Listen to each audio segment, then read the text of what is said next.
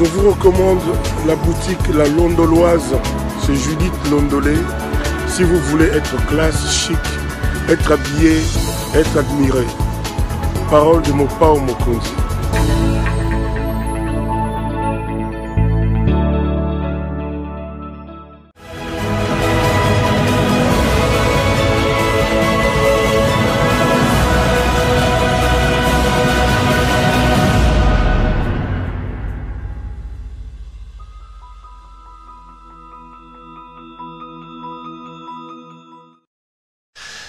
Madame, Messieurs, bonjour et bienvenue à ces nouveaux numéros de l'émission Décrit Info, ce magazine d'analyse d'actualité politique, sociale, économique et même juridique qu'on a lancé ici chez nous à CPL Télévision.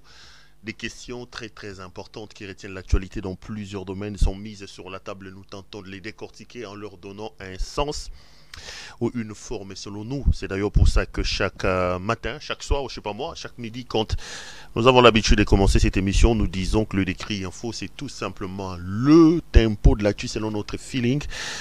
Ça veut dire notre manière à nous de voir les choses, notre manière à nous de les ressentir et surtout notre manière à nous de les exprimer. Nous, c'est CPL. Moi, je m'appelle Claude Péoulouara et je suis donc très heureux de vous retrouver ce vendredi. En fin de semaine, on avait commencé la semaine ensemble. Je vous avais souhaité une très bonne semaine à vous tous. Et là, nous sommes en train de nouveau de clôturer la semaine ensemble. Permettez-moi aussi de vous souhaiter une très bonne fin de semaine. On commence le week-end. Et chaque week-end, j'ai l'habitude de dire bon week-end à vous tous. Si vous décidez d'être dans le bruit, s'il vous plaît, faites le bruit, mais des bruits responsables. Allez dans le bruit, mais si vous devez prendre le volant, faites attention. Trouvez un autre chauffeur. Faites des bruits responsables. Pour moi, les bruits responsables, c'est les bruits qui respectent le droit des autres. Vous savez, j'adore cette expression qui dit que le droit des uns commence là où s'arrêtent ceux des autres. Autant vous avez le droit d'aller dans le bruit, autant vous devez savoir qu'il y en a aussi qui ont besoin de leur quiétude, qu'il y a des pères de famille qui reviennent de leur boulot, qui reviennent peut-être aussi dans des bruits comme vous, mais qui sont sobres. Vous, dans vos bruits, quand vous prenez les volants, faites attention, soyez sages. Sinon, bon week-end à vous tous. Je sais que le pays passe des moments difficiles. Nous tous aussi, nous passons des moments difficiles. Difficiles d'abord par rapport à la guerre qui sévit actuellement dans l'est de notre pays. Difficile également sur le plan social, où la vie est difficilement tenable. La situation socio-économique du pays est tellement catastrophique. Je vis cette situation. C'est compliqué. C'est compliqué aujourd'hui de tenir dans ce pays-là. De joindre le deux bouts du mois, c'est extrêmement compliqué. Parfois, moi-même ou certains Congolais ou certains Quinois, certains Congolais, certains Louchois, certains Kivussiens, je parle du Congo dans son ensemble, quand il vous arrive de terminer le mois et de voir par exemple vos enfants terminer les études, vous vous regardez, vous dites mais comment ça s'est passé? Comment ça s'est passé que le mois se termine, qu'on ait pu manger, qu'on ait pu trouver à boire, qu'on ait pu scolariser les enfants et on résume tout dans ce pays-là en disant tout est miracle. Donc je voudrais en cette fin de semaine vraiment vous envoyer des ondes positives, vous exprimer mon sentiment d'encouragement, mon message d'encouragement, vous appeler à rester debout, à rester fort, à continuer à croire à l'avenir, à travailler pour améliorer l'avenir et à se battre pour vos projets, à se battre pour vos idées, à se battre pour vos idéaux. Je l'ai dit toujours, lorsque dans la vie, on n'a pas une chose pour laquelle on est capable de donner sa vie, de les défendre jusqu'au sacrifice suprême, on ne mérite pas de vivre. Il faut se construire des projets, il faut se construire des idées, il faut se battre pour ces idées-là. Il faut travailler. Le Congo a besoin de nous tous, le Congo a besoin des travailleurs. Donc, bon week-end à vous tous. Bienvenue à ce nouveau numéro de l'émission Décrit Info. Le Décrit Info, vous le savez, si vous êtes un habitué de ces émissions, si vous êtes là pour la première fois, le Décrit Info est tout simplement un magazine d'opinion.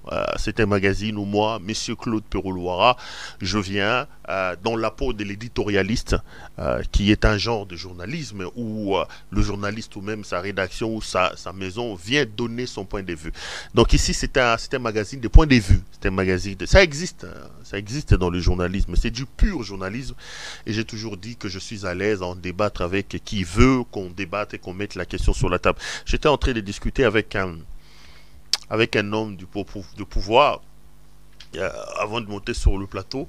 C'est un ami. Peut-être que si monsieur va se reconnaître, il m'a dit, mais Perrault, c'est quoi cette histoire? C'est que tu fais là, c'est plus du journalisme. Je lui ai dit, ah monsieur, sois sérieux. Je te connais avocat, donc parlons droit. Peut-être que tu as certains coins qui vont m'amener en brousse, mais pas sur le journalisme. J'ai quand même la prétention de savoir ce que je fais. J'ai la prétention de les défendre mieux que toi. J'ai quand même un diplôme de licence en journalisme et je peux avoir la prétention de connaître ce que j'ai fait mieux que toi. Donc voilà, c'est comme ça que j'ai toujours dit, je suis prêt à débattre avec quelqu'un. J'ai suivi quelqu'un, un aîné, je ne voulais pas répondre ici, qui disait, même Bino Batobokenda il fasique, même Bino Batobokenda il fasique. Je ne savais pas de quoi il parle. J'ai aussi remarqué que aujourd'hui, Peroulouara est devenu comme une sorte de marchandise. Certaines personnes qui avaient déjà disparu des radars, ceux qui veulent exister sur le plan médiatique, sur le plan de la communication, surtout ceux qui veulent montrer au pouvoir de M. Tshisekedi que nous pouvons agir, nous pouvons faire quelque chose. La logique est simple. Il faut trouver à dire, il faut trouver à insulter, il faut trouver à tirer dans la boue M. Peroulouara. Il faut trouver à dire, moi ça me fait ni chaud ni froid. Vous allez remarquer que depuis que nous avons commencé, je ne perds pas mon temps à répondre à ces larbins, à ces laudateurs, ces flagorneurs qui tournent autour du régime, qui va un 100 francs là-bas, un 200 francs là-bas. Et comme aujourd'hui tout le monde est sur YouTube, tout le monde a la possibilité de jaser devant le micro, ils viennent raconter leurs histoires. Ils le feront des centaines et même des milliers de fois. Je vous dis, en vous regardant dans les yeux, vous ne m'entendrez jamais, alors jamais, descendre et aller me vautrer dans la boue de ces insanités ou de ces insultes qui sont proférées contre moi. Je ne suis pas là. Je l'ai dit parce qu'il y a un de mes téléspectateurs qui m'a envoyé une vidéo. Quelqu'un il parlait, il me dit, oh, mais Perrault, en plus on a bandal, il faut sentir. J'ai rigolé comme pas possible. Répondre, il faut sentir. J'ai dit non, mais attends. J'ai ni le temps, ni l'énergie à perdre à suivre ça. Donc, vous aussi, mes téléspectateurs, si vous pensez que de temps en temps, vous serez heureux de me voir échanger, comme ils aiment bien le dire, hein, rentrer dans le game, créant des buzz autour de moi, autour de ma personne. Si vous voulez que je rentre dans le game, je suis désolé, je n'ai pas le temps pour rentrer dans ces jeux-là. Ce que je fais, moi, je ne fais pas, je ne suis pas dans le buzz. Je ne suis pas dans le game, je ne considère pas ça comme un game. Je fais mon travail et je me rends compte que on doit les faire avec conscience parce que l'heure est grave par rapport à ce qui se passe au pays. Le Congo a besoin des esprits éclairés, des esprits consciencieux. Si ceux qui me regardent estiment que j'en suis un, moi je suis très heureux. Mais ce que j'ai fait, je ne fais que mon travail. Donc ceux qui veulent parler, souffrez que je vous déçoive. Vous qui estimez que je dois répondre à ces gens, je n'ai pas le temps pour ça. Ils vont parler, ils vont crier des histoires, ils vont se raconter, ils vont se gratter. Je ne suis pas là, ni chaud ni froid. Le Congo est plus important que ma personne. Le Congo est plus important que la racaille de tout ce qui se raconte autour de ça, que tout ce qui sont en train de jacasser. Le Congo est plus important que nos petites personnes. Le Congo est en danger. Le Congo est en danger. J'étais en train de lire un ouvrage d'un ami qui est professeur à l'IFASIC, le professeur Pierre Nsana, un très bel ouvrage que je vous recommande. J'avais d'ailleurs fait une émission avec lui à son temps, pour cet ouvrage-là à Kinshasa. Aujourd'hui, dans mes heures perdues, j'ai décidé de rentrer encore dans ça. Il expliquait dans son ouvrage Journalisme des guerres, journaliste en guerre, journalisme en chantier. Il expliquait un peu le contexte dans lequel le métier de journalisme s'exerçait. Alors, là, il s'est posé une question. J'ai longuement aussi discuté de ça ce matin. Il dit, je suis journaliste, reporter d'images. J'arrive devant un lac, je trouve qu'il y a un enfant qui est en train de se noyer.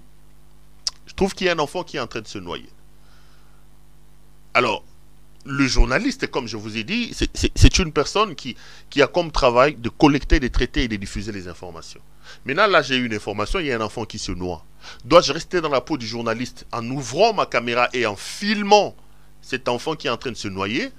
Ou dois-je plutôt me dire que je suis humain, je dépose ma caméra et je vais sauver l'enfant? Répondez-moi, vous qui me regardez.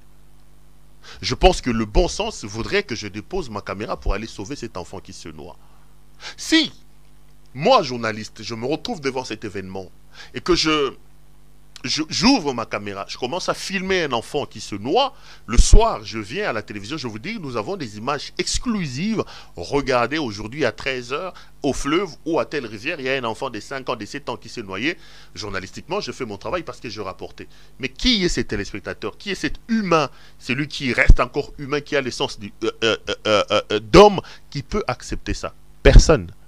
Le bon sens voudrait que je dépose ma caméra et que j'aille sauver l'enfant. Le Congo est dans cette situation-là. Le pays est en train de mourir. Faut-il rester dans le journalisme de récit, des reportages, où le journaliste prend le recul par rapport aux faits, où le journaliste ne fait que rendre l'actualité, où il faut plutôt jouer au journalisme participatif. Ici, le journalisme d'opinion, le journalisme éditorialiste, qui est un journalisme d'orientation. Parce que quand je donne mon point de vue, j'oriente l'opinion. C'est un genre de journalisme. Alors, faut-il que je reste dans le journalisme des faits en disant, voilà, tout ce que je fais, c'est de relayer. Comme je vois les gens les faire, un reportage, il était 14 h quand le chef est arrivé. Ou plutôt, il faut que je me dise, ce pays-là est en danger, cet enfant est en danger. J'utilise les éléments que le métier me donne pour tenter d'apporter ma contribution à sauver l'enfant qui se noie. Le choix est clair. J'ai décidé de faire du journalisme d'investigation, j'ai décidé de faire le journalisme d'opinion, qui est aussi une forme de journalisme, et ce journalisme-là amène à une certaine orientation, amène à orienter l'opinion. Et c'est ce que j'assume totalement. J'assume ça totalement et je suis prêt à en débattre avec qui est capable de le faire. Donc, je suis très à l'aise. Je suis vraiment très à l'aise pour discuter de ça, pour parler de ça, mais sur lesquels on dit le tel a fait, excusez-moi, souffrait que nous volions un peu haut, que nous restions dans ce qui est vraiment important. Ce qui est important, c'est le Congo. Le Congo est plus important que nos petites personnes. Le Congo est plus important que nos petits orgueils.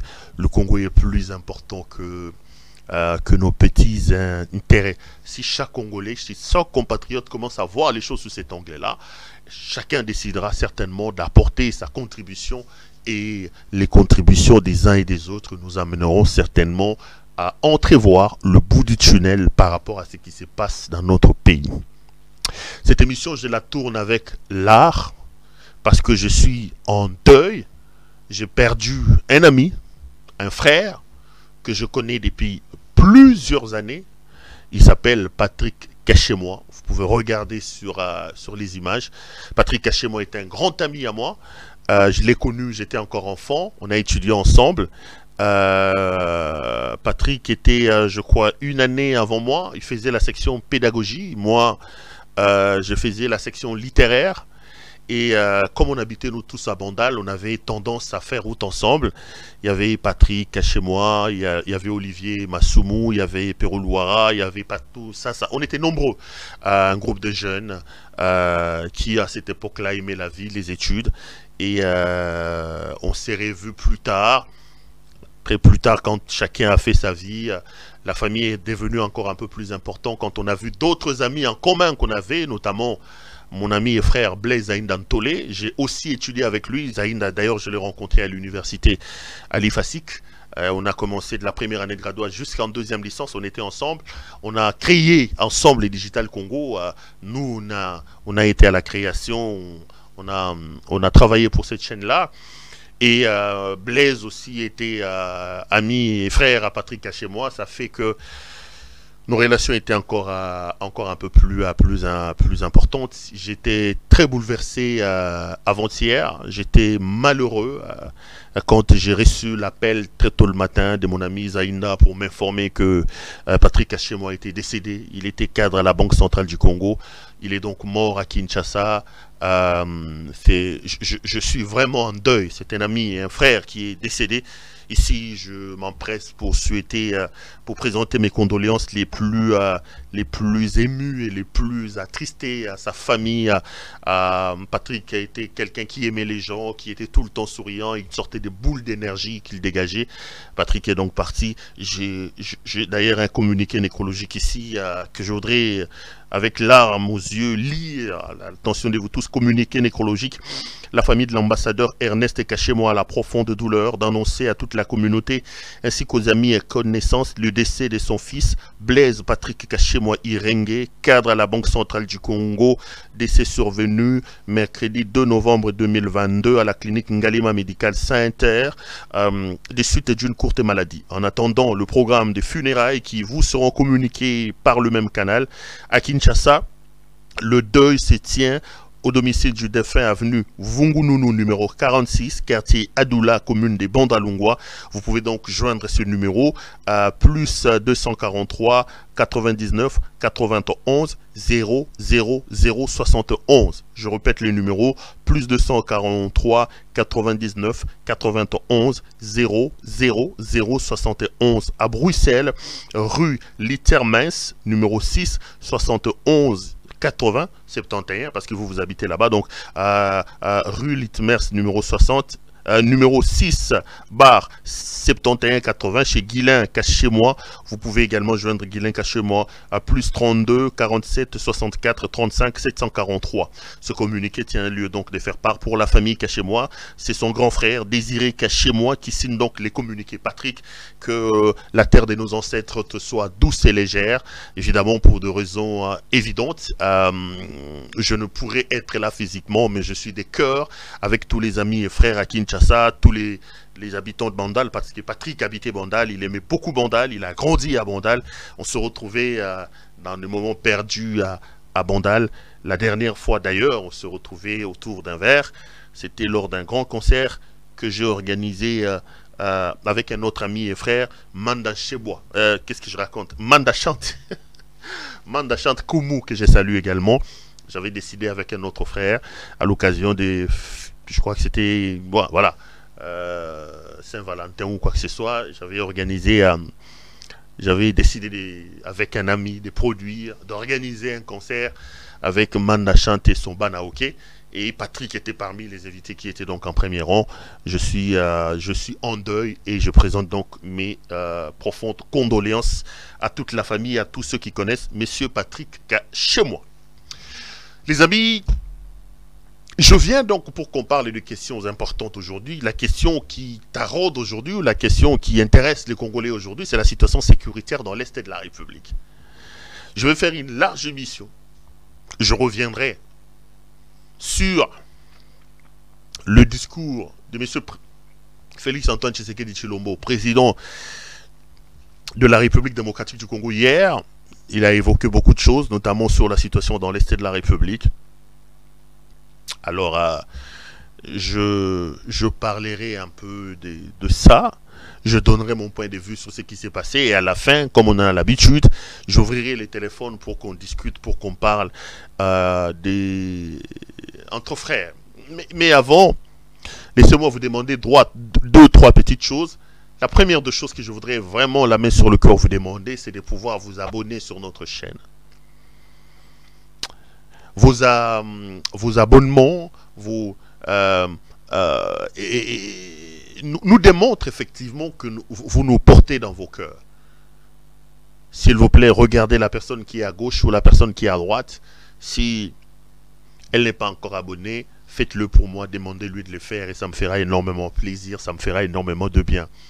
J'étais en train de lire un message WhatsApp hier.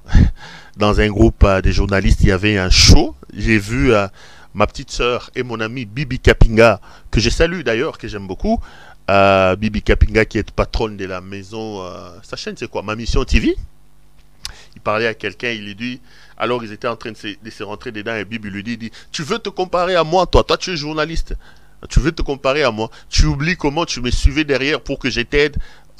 Depuis que tu as créé ta chaîne YouTube, tu n'as même pas 300 abonnés. Tu n'as même pas 300 abonnés et tu veux parler avec moi qui en a des centaines de milliers. J'ai rigolé. Mais après, moi je n'interviens pas dans ce genre de débats. J'étais chez moi calmement en train de rigoler. Après je me suis dit, bon, les abonnements sont quand même un peu la température. Voilà, donc abonnez-vous, abonnez-vous et massivement, ça me fera énormément plaisir. Deuxième des choses que je vais vous demander, je voulais vous dire de pouvoir liker la vidéo que vous regardez, s'il vous plaît, aimer la vidéo, partagez-la, parce que quand vous aimez la vidéo, quand vous la partagez, c'est aussi une manière de nous protéger, une manière de nous aider, surtout à faire face à des personnes de mauvaise foi qui voudront bien tenter des actions de malfaisance contre chaîne. Abonnez-vous, likez la vidéo et puis troisièmement, appelez notre ami Judith Londolé Betoko Lilo Molati Kitoko Bilamba Kitoko Yemoko Kitoko. Judith est donc notre partenaire très très privilégié. Il a une maison qui s'appelle la Londoloise et cette maison-là habite donc les hommes. Si vous êtes un homme et que vous voulez vous habiller correctement, veste, chaussures, cravate, tout ce qui concerne l'habillement homme, appelez Judith Londolé Betoko Lilo. Alors, laissez-moi en venir à mes sujets. Avant, je viens de lire un message. J'avais oublié, je pouvais en parler bien avant. Il y a deux compatriotes. L'un m'a écrit comment ça s'appelle, en Centrafrique. Il m'a dit qu'il nous suit à partir des Bangui. Il se présente comme un fan de Fally Ipupa. Il me dit merci Perrault pour ce que tu as dit sur Fally. Et puis il y en a un autre qui m'a écrit aussi pour me dire, lui n'était pas d'accord avec moi quand j'ai parlé de Fally Ipupa. Il me dit, attends, je vais retrouver Perrault, j'aime suivre vos émissions.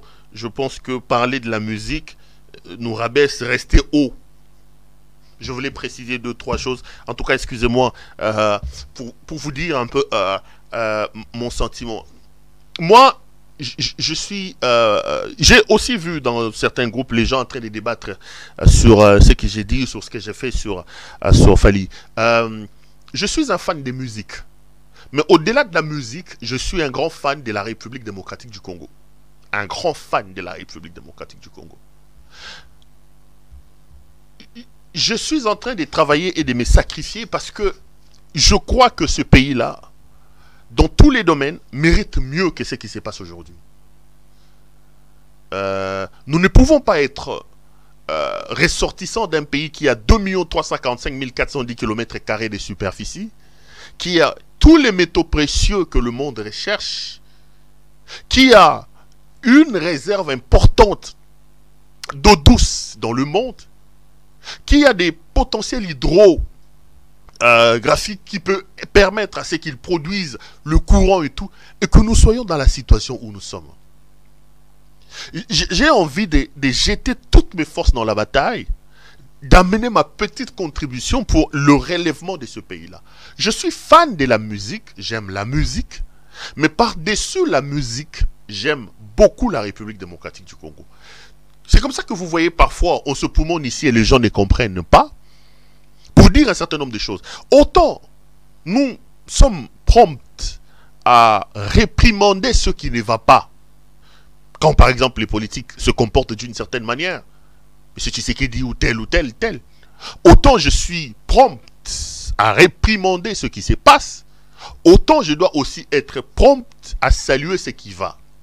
Avant de monter aussi sur ce plateau, j'ai parlé avec un grand artiste de mon pays, je ne veux pas citer le nom, un monsieur très respecté dans ce domaine-là, qui me disait aussi, mais on a l'impression que tu ne dis que le mal de Félix Tshisekedi. Tu ne dis que le mal de Félix Tshisekedi.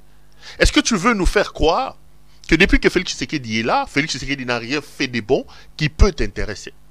Je lui ai posé une question simple. J'ai dit, je prends un engagement simple devant toi ici, pendant qu'on est en train de parler.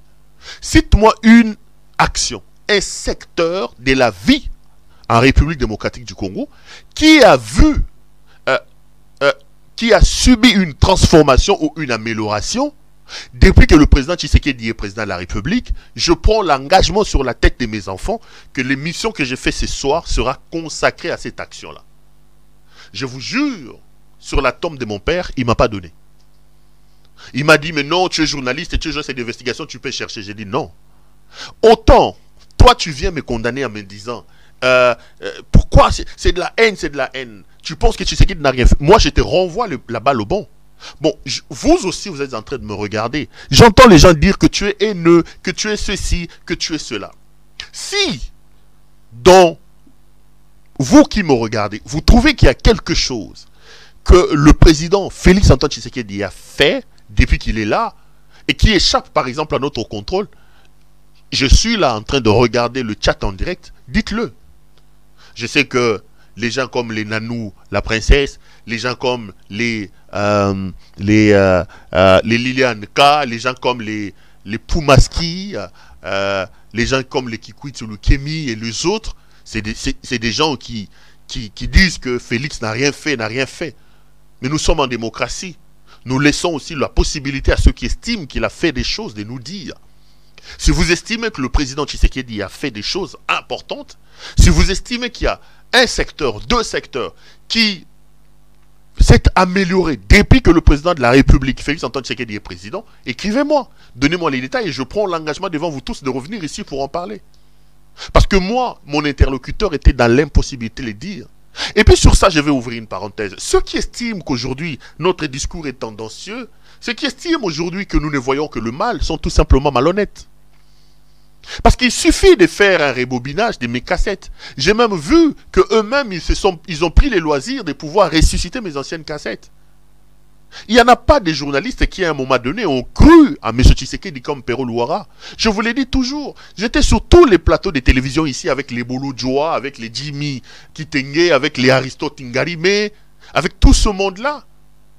Moi, je croyais en Tshisekedi.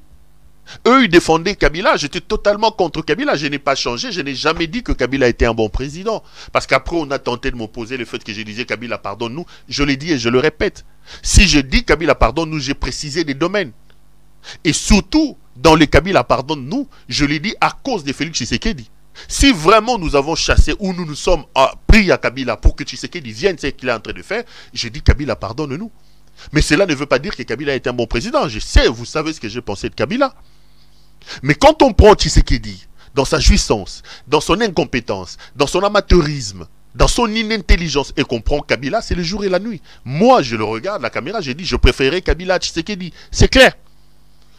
Au moins avec Kabila, on sentait que l'État existait. Mais ici, les jouisseurs ont même fait perdre à l'État ses lettres de noblesse. Ce n'est plus une fonction noble que d'être président de la République. Faites un tour à la présidence de la République. Allez visiter la cité de l'OIA. Allez visiter le bureau du président. Regardez dans quelles conditions les gens travaillent. Regardez même les gens qui travaillent là-bas. La dernière fois ici que je vous ai dit, on compare un peu le collaborateur. Prenez toutes les personnes qui travaillaient avec Kabila et prenez ceux qui accompagnent chez Félix Tshisekedi. Kabila était entouré de qui? Kabila était entouré de qui? Les professeurs Bochab, le professeur Némi Moulania, le professeur Céci, Adolphe Louman Noumoulenda Nsefou, Katumba Mouake, Henri Movasakani, Emmanuel Ramazani Chadari. Regardez des gens qui ont... Cheo Kitundu, Lambert Mendomal. Regardez des gens qui accompagnaient Kabila, le centre nerveux des systèmes Kabila. Je ne dis pas qu'ils ont bien travaillé, hein, que les choses soient claires. Hein. Et puis, rappelez-vous que Kabila lui-même, il a dit qu'il n'y avait pas 15. Hein. Mais prenez seulement c'est ossature là des collaborateurs de Kabila. Maintenant, venez, prenez l'ossature des collaborateurs de Tshisekedi. Qui est là? J.C. Kakabongo. Il était qui avant d'être au pouvoir? Fortuna Bisselele. Il était qui avant d'être au pouvoir? Qu'est-ce qu'il a fait de sa vie? Topin Mukenge Chai. Il était qui avant d'être là où il est aujourd'hui? Il était qui? Ça, ce sont des gens qui entourent, des gens qui travaillent pour le pouvoir. Les Vidier Chimanga. Ils ont fait quelles études? Ils ont fait preuve de quoi dans leur vie avant de se retrouver à la présidence de la République? Rien que de par leur apparence, vous vous rendez compte du jour et de la nuit. C'est là le problème. Donc, je disais, autant je dois être prompt à condamner. S'il y a aussi des bonnes choses, si vous en connaissez, dites-le moi. Quel que soit le domaine dans lequel on est, s'il y a quelque chose de bon, on le dira. Et j'estime aujourd'hui que Fally Ipupa est quelque chose de bon que nous avons sur le plan culturel. Je suis quelqu'un d'honnête. Ce n'est pas une question d'être fan de Fally ou de faire... Par exemple, hier j'étais en train de regarder la télévision ivoirienne. J'ai vu Faire Chair des Poules. Il est passé dans une grande chaîne de télévision là-bas. Et puis après, il est passé sur Trace TV. J'étais fier de cela. J'ai dit, c'est le Congo qui gagne. Et j'ai mis les éléments sur la table et j'ai appelé les gens à me contredire sur ce que j'ai dit. J'ai dit que pour moi, M. Fally Ipupa représentait le Congo mieux que M. Félix-Antoine Tshisekedi. Si quelqu'un estime que ce que j'ai dit est faux, qu'on vienne nous contredire. Donc, c'est une fierté. Regardez aujourd'hui dans le domaine du football. Quand on parle des réussites aujourd'hui depuis que le championnat français a commencé, on ne peut pas citer 3-4 joueurs qui font un bon début de saison sans citer Chancel Mbemba, par exemple. Voilà. Quand je regarde, moi qui suis supporter de Marseille, je commence à regarder Marseille depuis l'époque d'Abedi Pelé, de Basile Boli, Jean-Pierre Papin, tout ce monde-là. C'est des gens qui m'ont fait rêver. Quand à l'époque, on regardait l'OM avec Bernard Tapie, qu'on appelait à l'époque le boss. Je ne suis pas parisien, moi je n'aime pas le PSG, surtout qu'ils sont aussi... voilà, moi je suis marseillais, j'aime beaucoup l'Olympique de Marseille. Mais quand je regarde Chancel Mbemba sur le terrain, je dis voilà. Et malheureusement, je vois les gens, les Congolais se moquer de son expression. Quand il fait des erreurs en français, les Congolais coupent les extraits et disent « T'as la français ». Je dis « Mais on est dans quel pays ?» Un compatriote qui fait un grand travail, qui mouille le maillot, on dit le Congolais Chancel Mbemba, qui sort plusieurs fois homme du match. Et ce qui intéresse les Congolais, c'est seulement les parties où Chancel Mbemba a le français à Mabé. Aujourd'hui, quand je regarde, je dis, c'est une fierté. Donc parler de Chancel Mbemba ne veut pas dire que je suis... Non, pour moi, c'est le Congo qui gagne. Fally Ipupa est une fierté aujourd'hui. Et j'estime que les lynchages médiatiques, les lynchages judiciaires et tous ces dossiers flous qui s'ouvrent autour de lui est tout simplement une méchanceté. Surtout quand je rentre en profondeur et j'apprends qu'on est en train de lui créer des problèmes. Pourquoi? Parce que le pouvoir aurait voulu que Fally Ipupa aille faire des courbettes chez eux avant ce concert-là. Il voulait récupérer la situation. Et comme il fallait Azola Ksanini, n'écoutez pas ministre de la Culture à Yété, n'écoutez pas ministre de la Jeunesse à Yété, parce que Azalara Pire Petit, il y a Martin Fayoulou, ça vient faire quoi dans ça? Ça vient faire quoi dans ça? Le gars, il s'est dit, il fait son concert, ça vient faire quoi? On lui crée des problèmes, je trouve ça assez anormal. Aujourd'hui, j'ai vu qu'on recrute aussi des gens dans le média pour l'insulter. Attends, Fally, restez debout, nous sommes fiers de toi, et nous pensons qu'aujourd'hui, le Congo doit être fier d'avoir un ambassadeur de la trempe de Fally Ipupa. C'est la vérité. Le dire, ce n'est pas être proche des Fally ou créer des problèmes. Je ne suis pas dans ces polémiques-là. Je ne fais pas des émissions musicales, mais il m'arrive d'opiner sur la musique. Comme là, je suis en train d'opiner sur la musique et je suis en train de dire que Fally est une fierté. Personne ne peut me les contredire. Donc, je rassure à mon téléspectateur que l'objectif ici n'est pas de monter les uns contre les autres ou de dire que je suis fanatique de Fally. probablement, il doit être lui fanatique de Ferré. Ferré a une très belle voix que j'aime aussi beaucoup. Il se bat à son niveau, mais soyons honnêtes avec nous-mêmes. Aujourd'hui, la culture, la musique de la République démocratique du Congo, l'ambassadeur le plus en vue qui nous représente très valablement s'appelle Félix Ipupa. Nous devons l'aider, nous devons le soutenir et le faire. Ce n'est pas un problème. Donc, il fallait préciser là. Les amis, avant de... Quelqu'un me dit beaucoup d'avant. Je vous ai dit ici que c'est le Congo qui m'intéresse.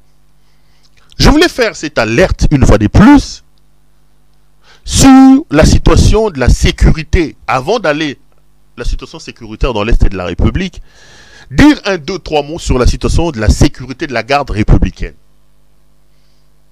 J'ai été le premier ici, sur ce plateau, et vous allez vous rendre compte, parce que je mets quiconque à défi de me contredire, que les gens viennent toujours dire, raconter leur vie, après, bien après, ils reviennent pour me donner raison par rapport à ce que j'ai dit, par rapport à mes opinions.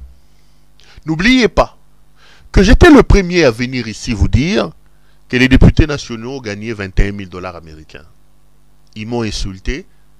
Après, aujourd'hui, tout le monde me donne raison et même Martin Fayulu est rentré dedans. Je suis venu, je vous ai dit que M. André Mbata gagne 200 000 $ américains d'émoluments, 55 000 $ américains des fonds secrets de recherche, 100 000 $ américains des primes et 500 000 $ qu'on lui donne pour gérer les députés, ça te fait 850 000. Tout le monde m'a insulté. Même lui, Mbata, il est même allé me porter plainte. Et parce que j'avais dit que Mbata est en train d'acheter des maisons partout. Mbata achète des maisons partout et sa commune de prédilection s'est limitée. On m'a insulté. Il fallait attendre que Jean-Marc Abound confirme parce qu'il dit, effectivement, quand lui, il était encore vice-président de l'Assemblée nationale, c'est comme ça qu'il gagnait et à sa connaissance, ça n'a pas changé. Aujourd'hui, tout le monde n'en parle pas. Vous pouvez comme ça citer 2, 3 fois des choses que j'ai dit qui sont vraies. Aujourd'hui, quand je vous dis quelque chose, faites-moi confiance. Je suis venu ici, je vous ai dit que 2 gardes du corps de M. Tshisekedi avaient été arrêtés à Londres. On m'a insulté. Je suis revenu, je vous ai donné le numéro d'armes, je vous ai donné les types de munitions, je vous ai donné le numéro de leur passeport. Après, j'ai vu la présidence faire un petit communiqué pour relativiser en disant « Oh non, oh non, oh non ». Et quand ils sont rentrés à Kinshasa, je vous ai dit qu'ils ont été arrêtés. Ils ont contredit. Après, ils m'ont encore donné raison. Et aujourd'hui, je viens vous dire que le lieutenant-colonel Josué Kongolo et le capitaine, le Belge, les civils belges bombardés capitaine par M. Tshisekedi, Tabou et Bomantema, ont repris depuis le lundi leur travail. Et mes informations indiquent que pour revenir au travail, alors qu'ils étaient suspendus, sortis de leur arrestation, ils sont allés négocier leur retour au travail auprès d'un haut gradé de la garde républicaine par des milliers de dollars. Ils ont donné de l'argent et celui-là est allé convaincre la hiérarchie et notamment le président de la République en minimisant le geste commis par ces 2 infortunés. Et à l'heure où nous parlons, Bazong Sibango Moussala. Quelqu'un va me dire, ce sont des militaires, comment ils peuvent avoir des milliers de dollars? Oui, je vous le dis, que c'était en termes de milliers de dollars. Tabou et Boma, lui, n'est pas militaire. Il est de nationalité belge, je vous ai dit. Et lui, il est pire petit du président. Il est à la présidence pour des questions des COP et il amène des COP. La preuve, c'est que capitaine de son État, mais il loue une maison à la concession Africa. Comment ça s'appelle? Utex Africa. Sur Monjiba, quand vous dépassez le pont d'Amacher, la concession qui est là, Taboulou là-bas. Posez la question, là-bas les appartements coûtent 10 000 $ le mois, 7 000, 10 000, 11, 15 000 $. Vous allez me dire où il a trouvé l'argent, mais il loue là-bas. Il a une villa qu'il loue là-bas. Et les informations à ma possession indiquent qu'il paye la villa à 10 ou 11 000 $ le mois. Et les enfants étudient à l'école belge. Ou à l'école belge. Vous connaissez combien le minéral coûte à l'école belge. Donc quand je vous donne des informations, ne doutez pas. Ils se sont organisés, ils sont allés voir un haut gradé avec une grosse enveloppe et on lui a donné. Et c'est celui-là qui est allé obtenir leur réintégration au sein de la garde républicaine. Je voudrais ici tirer la sonnette d'alarme en disant ceci.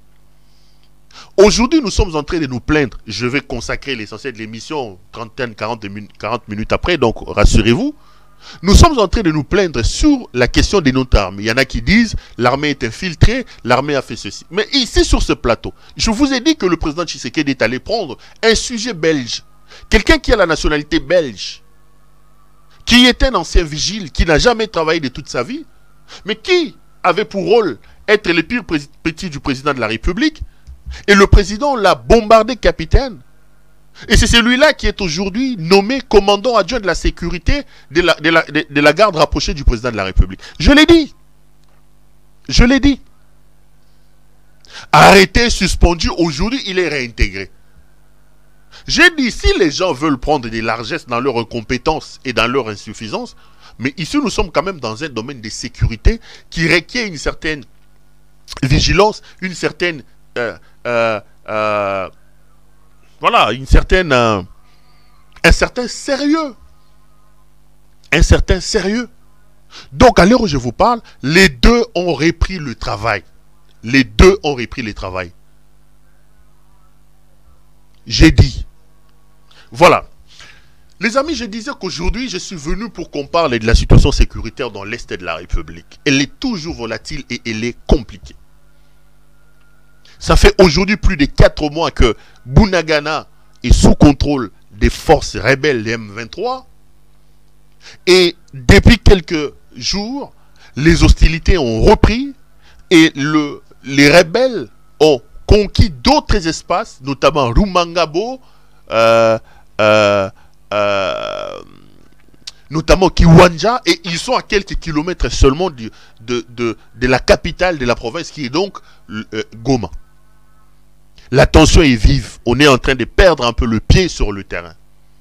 Et hier, le président de la République démocratique du Congo, Félix Antoine Tshisekedi Tshilombo, s'est adressé à la nation. Il est largement revenu sur cette situation sécuritaire. Un petit discours de 12 minutes.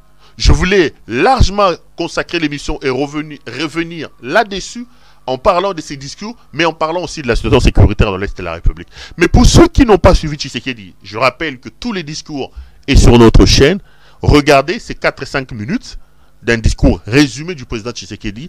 On revient et je donnerai mon point de vue. On va tenter de discuter de ce qui se passe. Si la régie est totalement d'accord avec moi. J'avais été amené à prendre l'engagement devant la nation de rétablir au cours de mon mandat la paix et la sécurité là où elles sont compromises et de les consolider là où elles existent. Sitôt dit, sitôt fait, j'ai sans délai et de bonne foi commencé à développer, notamment avec tous nos 9 pays voisins, une diplomatie de proximité en vue d'établir avec eux des relations de coopération franches, transparentes et de caractère gagnant-gagnant. Avec l'Ouganda, par exemple, nous sommes allés jusqu'à décider de mutualiser nos forces armées afin de combattre ensemble la nébuleuse des ADF, une milice d'origine ougandaise qui cependant n'opère que dans le Nord Kivu. Et aussi, nous avons lancé 2 projets de construction de routes transnationales. Avec le Rwanda, un mémorandum d'entente a été signé dans le commerce de l'or avec une entreprise nationale. Une ligne aérienne a été ouverte à la compagnie nationale rwandaise dans notre pays et un accord de non-double taxation a été signé. Malgré cela, ce pays va nous surprendre en réactivant les terroristes du M23. Alors qu'il avait été défait par les armes en 2013, le M23 va refaire surface en prenant notre armée à court, notamment à Bunagana, cité qu'il occupe depuis le 13 juin 2022. En effet, sous la fallacieuse accusation de soutien des FARDC au FDLR, le Rwanda a en réalité des velléités expansionnistes, avec comme intérêt principal l'appropriation de nos minerais, et pour ce faire, il s'active à déstabiliser l'Est du Congo pour créer une zone de non-droit en vue d'assouvir ses appétits criminels. Pour faire face à cette situation, deux options s'offraient à nous, la diplomatie ou la guerre. J'ai résolu de privilégier la première option, quitte à en venir à la seconde, faute de résultats. L'option diplomatique a donc été mise en œuvre.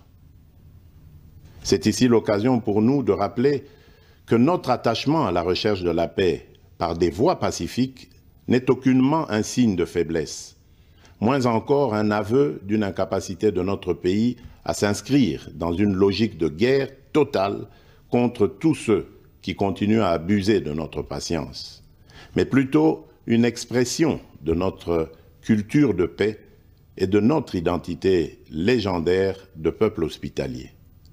Comme vous pouvez le constater, malgré notre investissement et les efforts fournis dans cette optique, la paix et la sécurité ne sont pas au rendez-vous. Garant de l'indépendance, de l'unité nationale et de l'intégrité territoriale, je réitère mon engagement constitutionnel de défendre la patrie jusqu'au sacrifice suprême. Mes très chers compatriotes, ne doutons jamais qu'ensemble réfléchis et engagés, nous puissions changer le monde. À vous, nos vaillants soldats, vous qui avez pris l'engagement de servir sous le drapeau, je vous invite ici au sens élevé du patriotisme en ce temps particulièrement exceptionnel de notre histoire, de défendre notre pays, de protéger l'intégrité de son territoire et d'assurer la sécurité des Congolaises et des Congolais contre toute agression ou attaque d'où qu'elle vienne. À vous, mes très chers compatriotes, la guerre qui nous est imposée par nos voisins exige de chacun de nous des sacrifices. C'est le moment de taire nos divergences politiques pour défendre tous rassemblés notre mère patrie. Notre histoire et notre marche commune ont sans cesse démontré que, loin de s'effondrer, notre nation et son peuple ont toujours relevé ce genre de défi et nous en sommes toujours sortis victorieux. Restons tous unis et solidaires derrière nos forces de défense et de sécurité. Merci beaucoup à notre ami qui est de l'autre côté de la régie. Là, vous venez donc de suivre le président de la République démocratique du Congo, M. Félix Antoine Tshisekedi Tshilombo, qui a donc parlé. Je prends mon carnet parce qu'il y a beaucoup d'extraits que j'ai pris sur lesquels je voudrais venir. J'ai dit que c'était un discours de 12 minutes fait par le président de la République. Le président a commencé par expliquer que l'Est de la République démocratique du Congo est attaqué. Il parle d'un appui avéré en hommes et en logistique du Rwanda, qui est donc l'agresseur, qui est derrière le M23. Le président a dit que sur le plan humain, il y a une grande catastrophe. Il parle de plus de 200 000 Congolais qui sont réfugiés, pour la plupart en Ouganda. Il dit que les instructions ont été données pour leur venir en aide.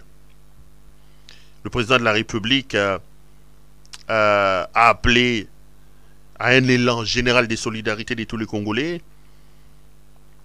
Il dit que ce qui se passe aujourd'hui, ce n'est pas une situation nouvelle. Ça fait plusieurs décennies que l'Est de la République est plongé dans cette insécurité-là. Il dit que quand il a été élu, il avait pris un engagement solennel pour consolider la paix là où elle se trouve et se battre pour amener la paix et la sécurité là où il n'y en a pas. C'est d'ailleurs pour ça qu'il a engagé, selon lui, une diplomatie qu'il appelle des proximités. Il a fait la ronde de 9 pays limitrophes de la République démocratique du Congo. Avec l'Ouganda, il a mutualisé les forces. Il a même permis à l'Ouganda de construire 2 projets de construction de routes inter-pays. Avec le Rwanda, il parle de la signature d'un mémorandum d'entente qui a permis aujourd'hui de commercer et d'exploiter l'or de la République démocratique du Congo, une ligne d'avions rwandais. Il parle aussi de la question de la limitation de la non-double taxation. Parlant de la résurgence du M23, il dit que le Rwanda a des visées expansionnistes. C'est comme ça qu'il est allé ressusciter les M23 avec en toile de fond le plan de pouvoir exploiter les minerais de la République démocratique du Congo.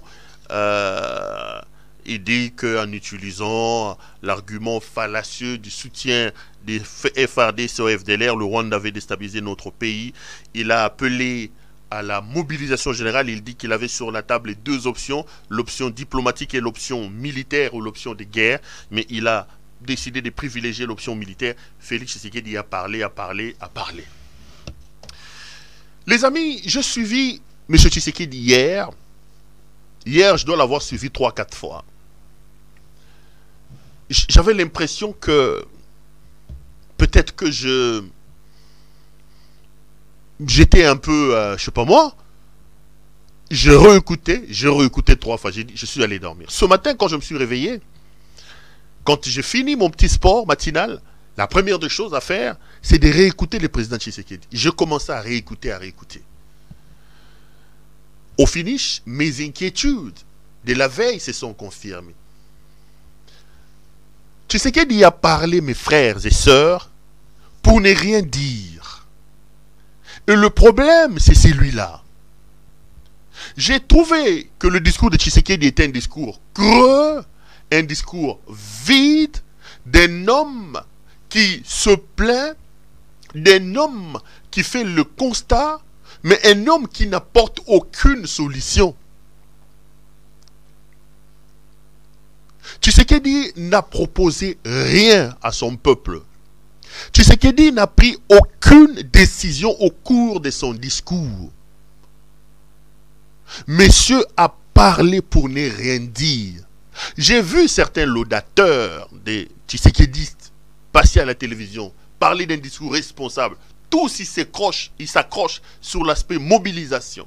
Le président a mobilisé, mobilisation générale, solidarité générale. Mais le président de la République n'a pas proposé. Ce discours de 12 minutes ne nous dit pas quelle est la recette, la décision que le président de la République a finalement prise pour permettre de récupérer l'Est de la République et de le pacifier. C'est ce que le Congolais attendait de leur président, le commandant suprême. Allons dans les faits. Je vais prendre partie par partie. On va aller calmement. M. Tshisekedi commence son discours par dire que le Rwanda a une présence avérée dans ce qui se passe. Ça, c'est une évidence. D'ailleurs, les experts des Nations Unies ont confirmé que le M23 est soutenu par le Rwanda. Les Nations Unies, par son secrétaire général, M. Guterres, ont dit que l'artillerie, l'armement utilisé par le Rwanda et par le M23 est plus costaud que l'armement des FARDC et même des troupes des Nations Unies. Donc, il n'y a rien à faire. Il appelle à l'élan de la solidarité, tout ça. Là où il commence à fauter, M. Tshisekedi dit, ce qui se passe dans l'Est de la République n'est pas une situation nouvelle. C'est une situation que lui, il a trouvée. L'insécurité dans l'Est de la République date d'il y a plusieurs décennies. Je vais dire deux choses. Je mets stop. On va commencer à prendre son discours. Étape. Ce qui n'a commis on a stop, n'a commenté. N'a commis on a stop, n'a commenté. N'a lingi n'a précisé. Que ezaba point de vue n'angai. Ce qui est estimé que maintenant le besoin yangote, yo pose un droit qu'on a un point de vue na yo. Na cause discours wana étape par étape, non tu as point de point. Tant on a conseillé ça qu'on ramasser ba point yo soto ya lobby, ne ce qu'on a coupé sa point de vue n'angai général na conclusion.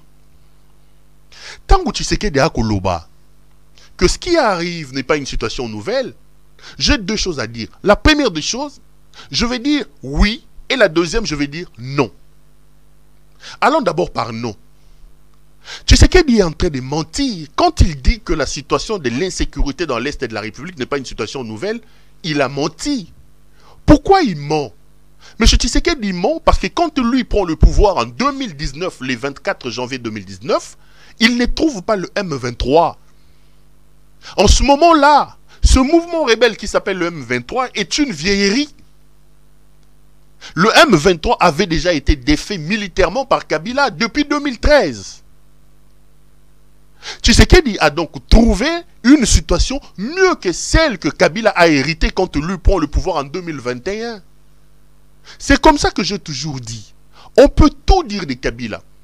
Aujourd'hui, si, quand Tshisekedi a pris le pouvoir, si Tshisekedi avait pris le pouvoir en 2021, dans la situation où Kabila l'avait prise, le Congo n'existerait plus.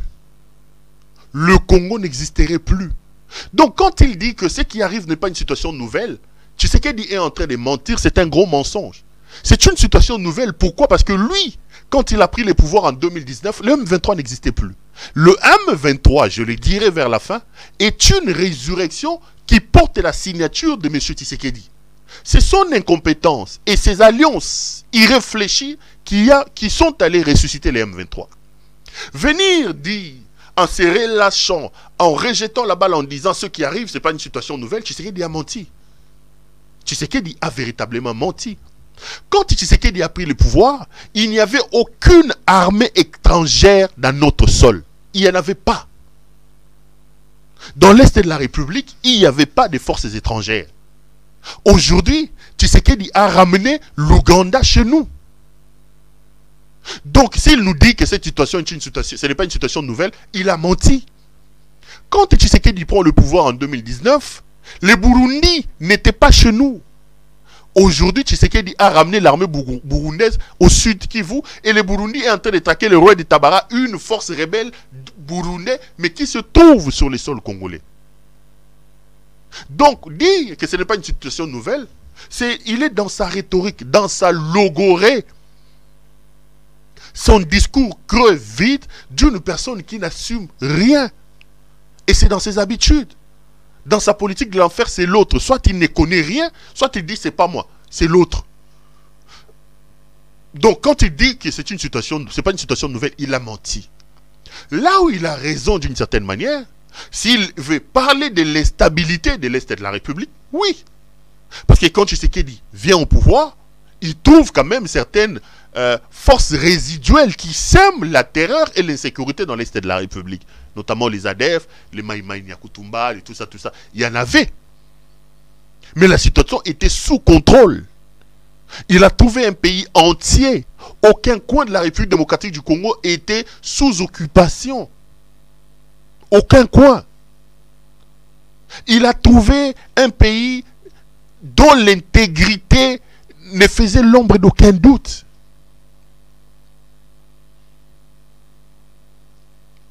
C'est lui qui est à la base. Je vais le démontrer. Donc, quand il dit déjà dès le départ, il dit cette situation n'est pas une situation nouvelle, je voudrais que l'on soit d'accord pour dire au président Tshisekedi, non, monsieur le président, vous avez menti. Cette situation n'est pas une situation, ce n'est pas une situation nouvelle. Non, c'est une situation nouvelle parce que quand vous vous prêtez serment le 24 janvier 2019, vous n'avez pas trouvé le M23.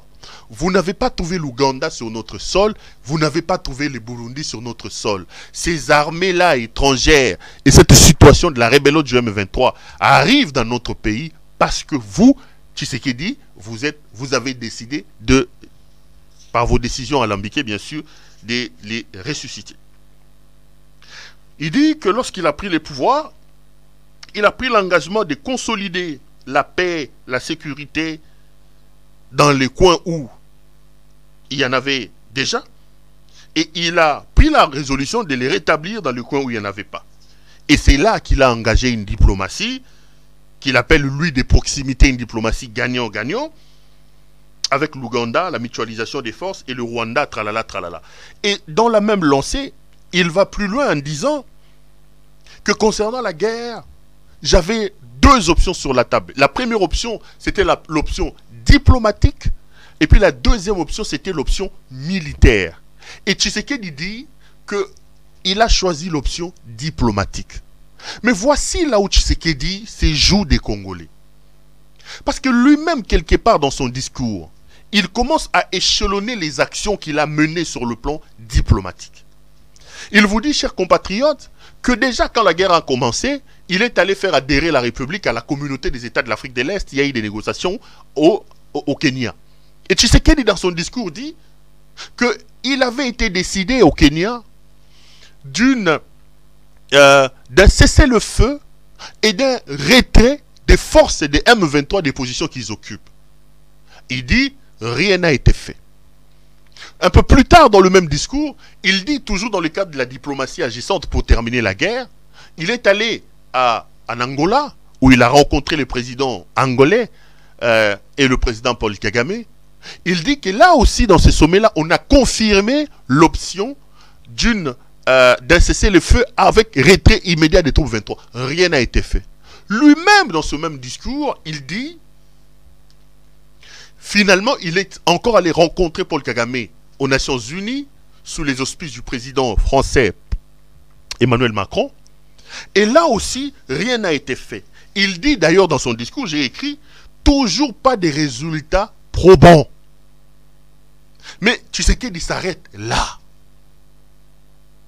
Voilà une légèreté, un mensonge. Monsieur prend un pays entier où il ne trouve aucune force étrangère qui occupe notre pays. La guerre commence. Tshisekedi nous dit qu'il a deux options.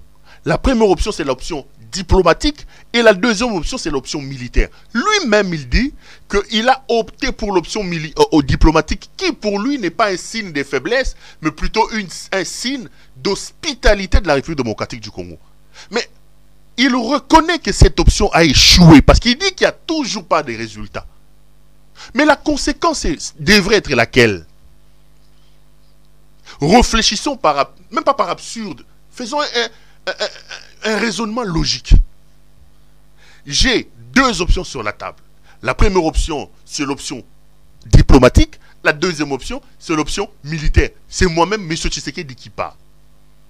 Et il dit que l'option militaire, diplomatique, il évoque des actions diplomatiques qui ont été menées. Il parle de la réunion de Nairobi. Il parle des assises de Luanda. Il parle de la rencontre avec le président français.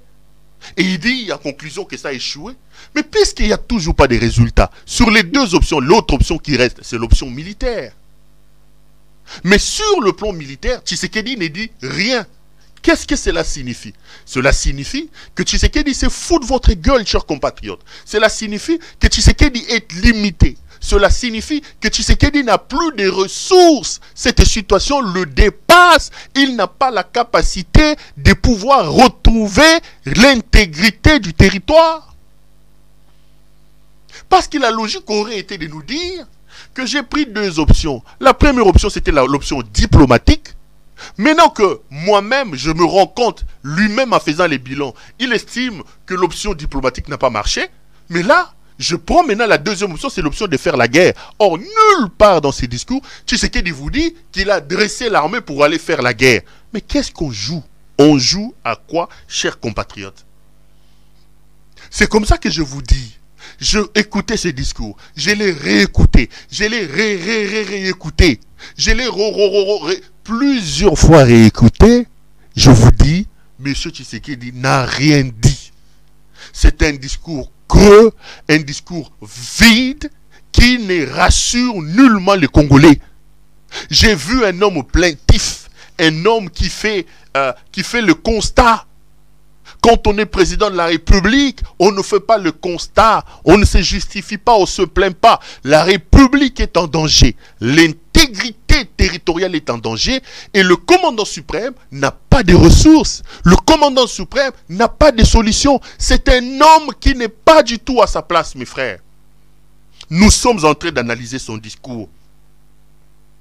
Il dit qu'il n'y a aucune avancée, toujours sans résultat. La paix et la sécurité ne sont toujours pas au rendez-vous. Et garant, lui-même il dit, des bons fonctionnements et de l'intégrité, je réitère mon serment et mon engagement de défendre la patrie. En faisant quoi? En faisant quoi, mes frères? Il n'a pas de ressources, il est bloqué. Tu sais qu'il est bloqué. Il va un peu plus loin encore. Il dit à nos vaillants militaires, les FARDC, je voudrais vous appeler au sens élevé du patriotisme, vous appeler à défendre le pays, à assurer son intégrité. Il appelle le Congolais à soutenir leur armée. Mais, M. Tshisekedi, vous foutez de la gueule des gens. De quelle armée le président Tshisekedi parle? Parce qu'il dit, il appelle les vaillants FARDC, les vaillants soldats, au sens élevé du patriotisme, à la défense de la patrie et à assurer son intégrité. C'est lui le premier à insulter cette armée, mes frères. C'est lui le premier. Il n'y a pas longtemps qu'au mois de septembre ici, il est allé à New York, devant Christophe Boisbouvier et l'autre présentateur de France 24. Tshisekedi nous a dit qu'il n'avait pas d'armée. Tshisekedi nous a dit que c'était une armée qui n'était pas homogène. Il a parlé de l'explosion. Il a dit c'est plusieurs corps dans un même corps. Tshisekedi a dit qu'il y a des généraux et des commandants de cette armée qui ne répondent pas au commandement, qui reçoivent des ordres ailleurs. Tshisekedi a insulté nos militaires. Il a dit qu'on n'avait plus d'armée. Il a dit que la solution devait venir de la communauté des États de l'ECOM. Mais quand lui-même, un mois plus tard, il revient pour parler des vaillants FARDC, pour dire que les FARDC doivent défendre l'intégrité. Mais il parle de quoi? Il parle de quoi, mes frères? La même armée qu'il venait d'insulter il y a un mois, sur la face du monde, en expliquant que l'armée n'existait pas, en expliquant que c'est plusieurs corps dans un même corps. Alali Alamouki, Aïe la discours, il dit nos vaillants FARDC. Il parle de quels vaillants FARDC? Les FARDC qu'il a insultés au mois de septembre en disant que l'armée n'existait pas, qu'il y avait des commandants qui répondaient, ou entre ces mois-là, il a créé une autre armée. Voilà la confusion qui règne dans la tête de notre président de la République. L'avenir de ce pays est entre les mains inexpertes de M. Félix-Antoine Tshisekedi. Nous sommes en danger. Félix Tshisekedi n'a plus de ressources. Félix Tshisekedi n'a plus de propositions à faire. La République est à l'arrêt. La République est abandonnée. Et le président, il dit, je vous avais dit, je vais prendre un extrait. Il dit, la guerre exige des sacrifices. Nous devons taire nos divergences politiques. Nous devons nous mobiliser. Lui, il appelle les gens à des sacrifices. Lui-même, le président de la République, le premier à refuser des sacrifices, c'est lui. Comment il peut nous demander, nous, publics, de nous sacrifier pour notre armée, quand lui, commandant suprême, pendant que nous devons nous sacrifier, nous devons nous montrer unis pour notre armée, lui, il peut voyager pour ses voyages touristiques. Il joue à quoi? Comment nous pouvons, nous, rester unis et accepter le sacrifice quand lui, commandant suprême, pendant la guerre, il peut aller boire et danser à Marbella. Marbella, c'est une cité où il fait beau vivre, où il y a des plages. Marbella est connu pour être un endroit d'ambiance, où la jet set va pour s'amuser. Commandant suprême, président de la République d'un pays en guerre, pendant la guerre, les fils d'autrui et les filles d'autrui sont en train de mourir au front. Il prend son avion, des millions de dollars, il prend tous ses courtisans, il les met dans l'avion, il va jouir à Marbella. Et aujourd'hui, lui, Tshisekedi revient pour nous dire, pendant la guerre, on doit se sacrifier. Il s'amuse avec nous, monsieur. Il n'est pas du tout à sa place. Tshisekedi a raté l'occasion de se taire. Tshisekedi a raté l'occasion de se taire. Il a parlé pendant 12 minutes sans rien dire. Je suis en train de prendre extrait par extrait de son discours. Il a parlé pendant 12 minutes pour rien dire. Tshisekedi appelle les gens, il appelle le Congolais à ne pas s'exposer à des propos de xénophobie. Et il dit, toutes les personnes qui s'exposeront aux propos xénophobes et à des actions de stigmatisation, ils ne pardonneront pas, ils subiront la rigueur de la loi. Un autre mensonge, frère, un autre gros mensonge. Jules Mouniéré est l'incarnation de la xénophobie. Mouniere a dit, prenez les machettes, allez à telle adresse à Bandal, là où il y a l'alimentation Yes Ndjibou. Vous allez trouver les gens qui sont là-bas. Le lendemain, des gens sont descendus avec les machettes pour tuer les gens, soi-disant, ils ont la morphologie rwandophone. C'est ça la xénophobie et la stigmatisation dont est question. On a arrêté Mouniere, on l'a envoyé se reposer à Makala pendant 3-4 jours et une semaine. Mouniere est dehors. Aujourd'hui, Mouniere continue à insulter les gens. Il a repris ses insultes. Mais quand Félix Tshisekedi vient nous dire que tout celui-ci s'exposera à des propos de xénophobie et de la stigmatisation, mais il trompe. Si Tshisekedi avait la détermination, le pays avait la détermination de traquer tous les xénophobes, Jules Mouniere ne serait pas d'ailleurs en train d'insulter les gens aujourd'hui. Il ne serait pas là. Il a repris Fati Beto, Moukantombolo moi, mon amaï mo, mon amaï wo, mon amaï bébé, mon amaï bé, Moukantombolo ouais, Ils ont repris ça, ils insultent encore les gens. Mais M. Tshisekedi vient vous dire, chers compatriotes, écoutez, toutes les personnes qui s'exposeront à la xénophobie, à la stigmatisation, subiront la rigueur de la loi. Il se fout de la gueule des Congolais, ce monsieur. Il se fout de la gueule des gens. Quelqu'un qui a laissé sortir Mouniere de la prison sans aucun jugement, sans aucune condamnation. Alors que des innocents comme Jimmy Kitenge, Barnabé Milingano, Momo et les autres sont là-bas à Makala. Depuis longtemps, des prisonniers politiques, des prisonniers personnels de M. Tshisekedi. Mouniere qui a donné des machettes aux gens, qui a demandé aux gens d'aller tuer les autres, et les gens se sont exécutés. Félix Tshisekedi l'a libéré. Le même Félix Tshisekedi vient aujourd'hui vous dire que toute personne qui sera responsable des propos xénophobes. Non mais attends. Tshisekedi s'amuse avec les gens. Tshisekedi n'est pas du tout sérieux. Il ne mérite pas qu'on s'attarde sur ce qu'il fait, mes frères. Il ne mérite pas. Sur le fond, j'ai écrit des extraits ici. Tshisekedi n'a rien dit. Mes frères, voici ce que j'ai à vous dire. Ce que j'ai à vous dire, retenez-le pour dire.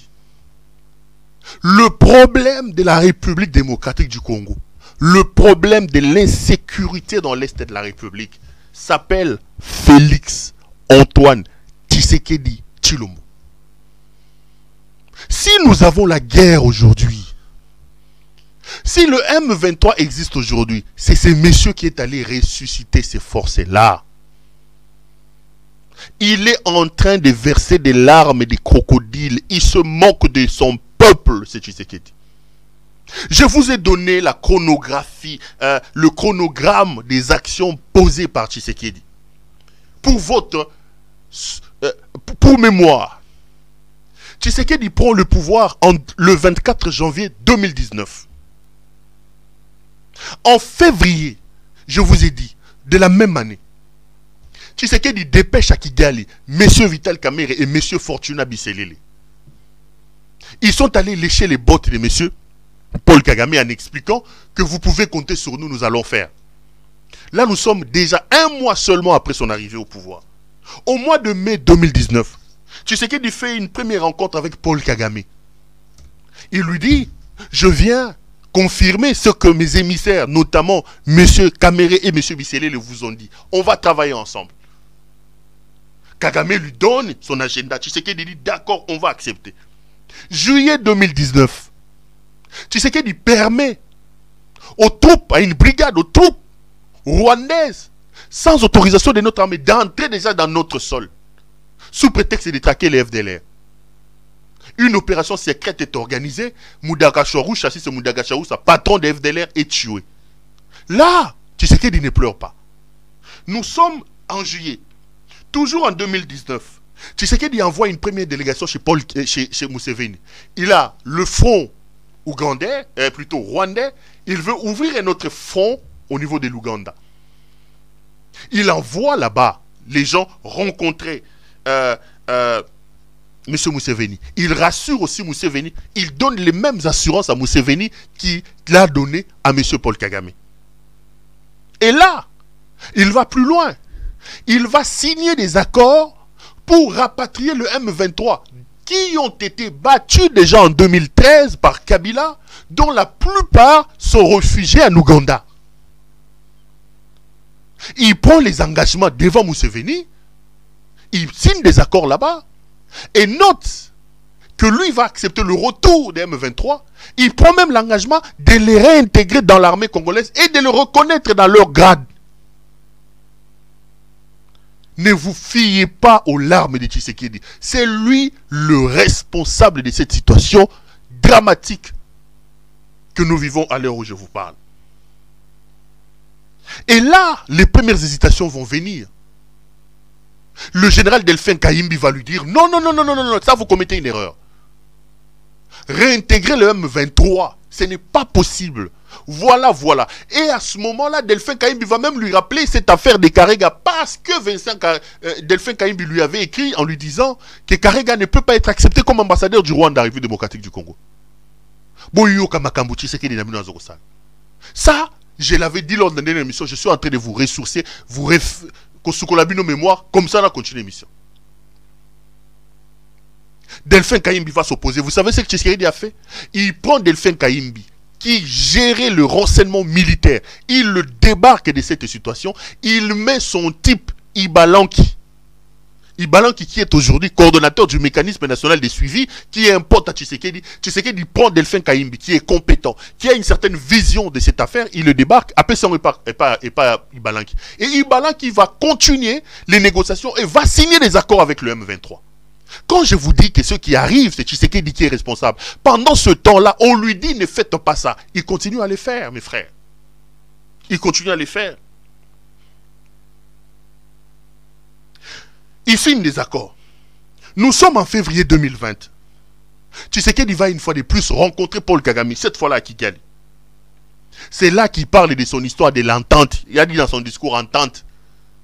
Mémorandum d'entente. Tshisekedi va signer encore à ce moment-là des accords avec Paul Kagame. Et cette fois-là, c'est plus des accords économiques. Il ouvre nos ors, il permet au Rwanda d'exploiter l'or de la République démocratique du Congo. Aujourd'hui, le Rwanda est parmi les exportateurs de l'or alors qu'il n'a aucune mine d'or chez lui. L'or qui sort du sol du Congo dans le sud Kivu, Tshisekedi va permettre à ce que Kigali puisse le raffiner. Alors qu'il y a une société, une usine de raffinage de l'or, j'ai appris que ça coûtait 5 millions de dollars. Tshisekedi va signer les accords et parmi ces accords-là, il va ouvrir nos frontières pour que le Rwanda bénéficie du parc de Virunga. Il va accepter que le Rwanda puisse envoyer une force pour sécuriser le Congo. Il va ouvrir nos airs au Rwanda. Il va prendre l'aéroport de Goma. Il donne ça au Rwanda pour que ça devienne la plateforme du Rwanda. Le Rwanda va même envoyer ce policier pour sécuriser. Le Goma va se lever contre Tshisekedi. Rappelez-vous de tout ça. Il va donner de l'espace pour que le Rwanda construise des maisons. Et ces maisons-là, en principe, étaient des maisons de touristes qui devaient passer par le Rwanda une fois qu'ils viennent vers le parc de Virunga pour qu'ils aillent dormir là-bas. En ce moment-là, le M23 n'existait pas. Et là, on commence à dire à Tshisekedi, messieurs, faites attention. Tshisekedi, c'est lui le problème, mes frères. Il est en train de vous mentir. Tout le monde a commencé à lui dire, faites attention. Vous êtes naïfs. Vous faites confiance à Paul Kagame. Ne faisons pas confiance à Kagame. Vous avez des partenaires traditionnels. L'Angola, l'Afrique du Sud, la Tanzanie, le Mozambique, la Namibie, comment ça s'appelle, le Zimbabwe. Tshisekedi a pris le Congo, il est allé l'enlever de la sous-région de la SADC et il a cru faire confiance à Paul Kagame. Ce qui arrive, mes frères, c'est Tshisekedi. On peut tout dire, c'est lui le responsable de ce qui arrive. Mais regardez ce qui se passe. En juin 2020, Tshisekedi écarte Delphin Kayimbi. Tshisekedi ne vient rien écouter. Tshisekedi reçoit une grande délégation du M23. Il leur donne des maisons en ville, des grandes villas en ville. Ici, à Kinshasa, un autre accord avec les gens du M23. Ceux-là sont venus pour lui dire, non, vous étiez en Ouganda, voilà ce qui est décidé. Nous sommes venus pour la mise en œuvre. Bah, décider qu'ils mettent en place un bataillon où les éléments du M23 ne dépendront que du président de la République. Un bataillon qui aura des unités qui viendront de 3 forces, les hommes de Tshisekedi, le M23 et les hommes de Faustin Mounene. Tshisekedi a signé. Vous avez suivi le major Willy Ngoma sur mon plateau ici. Bisinia signa, Moutememi biso na makambo. Bisinia signa la ye. Aujourd'hui, il vient, il fait semblant en train de pleurer. Et quand on arrive déjà en 2020, vers la fin de 2020, Paul Kagame va se rendre compte qu'il y a un chevauchement dans ce qui se passe avec Félix Tshisekedi. Il y a un chevauchement. Il y a certains coins et certains tronçons qu'il a donnés à Paul Kagame, qu'il a aussi donné à Museveni. Et Tshisekedi, à ce moment-là, lui, partait sur le fait qu'à un moment donné, le Rwanda et l'Ouganda étaient en conflit. Il a cru jouer sur ces conflits ougando-rwandais. Il a cru que lui, il pouvait rouler les deux. Mais il ne comprend pas que ces deux-là ont toujours marché ensemble. Et quand les deux arrivent à se rendre compte qu'ils commencent à nous rouler, c'est à ce moment-là que Paul Kagame commence à lui mettre la pression pour l'exécution de tous les accords que lui, il a signés. Quand il parle de la diplomatie agissante, il n'y a eu aucune diplomatie agissante. Il a plutôt cédé notre République. Il a bradé le Congo. Tshisekedi est allé brader le Congo. C'est quelle diplomatie agissante il parle? Et le problème a commencé quand Paul Kagame s'est rendu compte de la résistance de nos compatriotes de l'Est de la République, de l'inefficacité, du manque de déchets de Tshisekedi. Alors là, c'est comme ça que vous le voyez, il est allé ressusciter le M23. Et l'objectif est simple. Ils vont amener Tshisekedi à s'agenouiller. Ne vous trompez pas. Il n'a pas de ressources, il n'a pas de capacité d'arrêter cette affaire. La République va perdre. Même les Kenyans qui sont en train d'arriver. Il nous a menti ici que les Kenyans vont rentrer par Bunagana. Posez-lui encore aujourd'hui la question. Si le Kenya va rentrer par Bunagana, il faut lui poser la question. Il faut lui poser la question. Une aventure de mauvais goût où la République est en train d'être dépiécée, déplumée à cause de la volonté d'un seul individu qui s'appelle Félix Antoine Tshisekedi. C'est lui. Mais là, voilà ce qu'il vous dit. Quand Félix Tshisekedi nous dit dans son discours qu'il a décidé de la mobilisation et il parle des centres de recrutement, est-ce que notre armée a un problème d'effectif? Allons même dans le sens d'effectif. Si, comme il dit, pour défendre la République, que le jeune aille s'enrôler dans l'armée. Quand les jeunes vont s'enrôler dans l'armée, pour former des jeunes, ça prendra combien de temps? Et lui, tu sais qu'il pense que ces jeunes-là vont sortir des centres militaires et être envoyés en guerre. Donc vous sortez les jeunes gens de la guerre qui n'ont aucune expérience, vous les envoyez en guerre. Le problème est plus profond. Nous n'avons pas un problème d'effectif. Nous avons un problème d'organisation, un problème de moyens. Vous avez vu les images de nos militaires en train de se plaindre. Et aujourd'hui, et tous, ils se cabrent sur cette affaire ou non. Il y a un embargo sur les armes au Congo. Il y a un embargo, sur le processus, la notification. Mes frères, vous savez cette histoire d'embargo sur les armes. C'est aussi une autre faiblesse. Si M. Tshisekedi était sérieux, en 4 ans, le Congo ne serait plus sous embargo. Qu'est-ce qu'on nous exige? On nous exige, ceux qui nous mettent aujourd'hui ne plus sous embargo, on est sous les régimes de notification, donc il faut notifier toutes les armes qui viennent par le Congo. Mais ceux-là, nos détracteurs, nous disent quoi? Nous disent que nous avons un processus, nous avons un manque de retracer les armes qui rentrent par le Congo. Nous avons un département ici au ministère de l'Intérieur. Le département, c'est la Commission nationale d'élimination, d'identification des armes légères, des armes de petit calibre, etc. Dans les pays qui se respectent, lorsque vous achetez 1000 armes, vous devez, avoir la possibilité, la capacité de marquer ces armes-là, 0, 1, 2 jusqu'en 1000. Vous devez avoir la possibilité de tracer ces armes-là, au point où une arme 580, lorsqu'il se retrouve à un autre endroit, on peut aller checker et dire cette arme a été achetée au Congo tel, tel, tel. Même pour faire ça, le Congo est incapable. Vous pensez que si M. Tshisekedi était sérieux, Marquer les armes qui rentrent en République démocratique du Congo. Tracer les armes. Qu'est-ce qu'il faut? Donc ce pays n'a la capacité, n'a aucune capacité de résoudre ce problème. J'entends les gens crier, non, pourquoi mais parce que nous ne sommes pas sérieux. Ces gens-là vous disent, on va vous vendre des armes et demain ça va se retrouver entre les mains des rebelles. Quelles sont les garanties que nous avons que les armes vendues officiellement à la République démocratique du Congo ne vont pas se retrouver entre les mains des rebelles? Mais c'est à nous de travailler pour apporter ces garanties-là, que nous marquons nos armes, que nous avons la possibilité de tracer nos armes. Cette commission-là, il y a des réunions qui se tiennent aux Nations Unies. La dernière réunion, les membres de la commission pour aller plaider pour la levée de cet embargo-là, ils n'ont même pas eu l'argent pour aller en mission.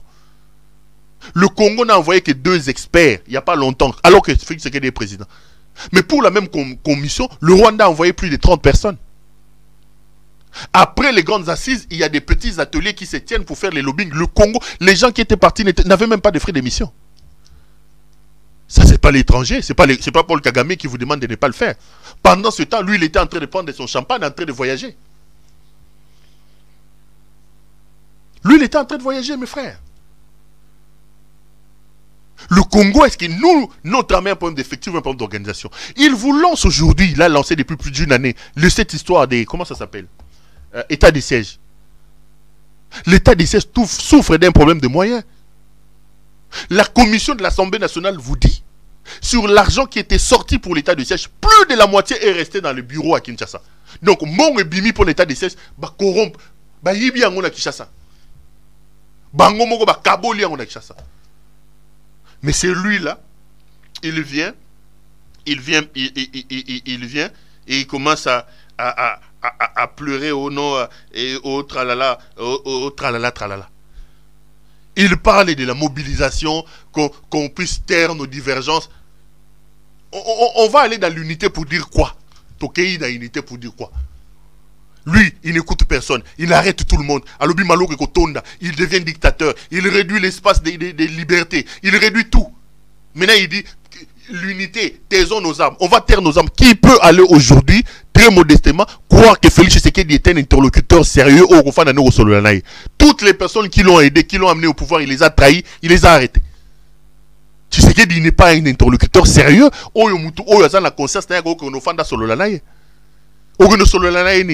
Demain, il va nier ce qu'il a dit.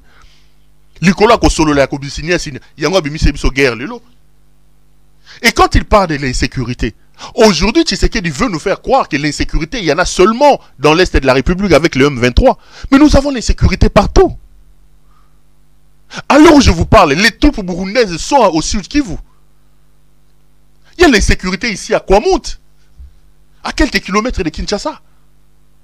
Il y a l'insécurité à Neturi avec les ADF. Il y a l'insécurité partout. Le pays devient ingouvernable.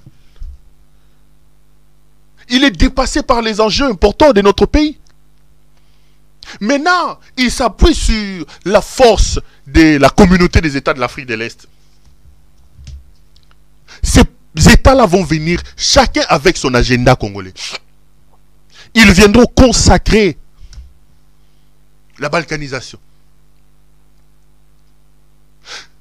Il faut un commandement. Il dit que le commandement se trouve sous le contrôle du Kenya. Mais le Kenya n'a même pas encore fait l'opérationnalisation. Il n'a même pas encore commencé à commander. L'Ouganda est déjà chez nous. L'Ouganda doit aussi faire partie de cette armée-là. Le Burundi est déjà chez nous. Or, l'Ouganda, pourquoi l'Ouganda est chez nous? L'Ouganda est chez nous, un, pour payer nos minerais, et puis deuxièmement, pour repousser à l'intérieur de nos frontières les ADF. Pour l'Ouganda, ceux qui ont ADF, insécuriser,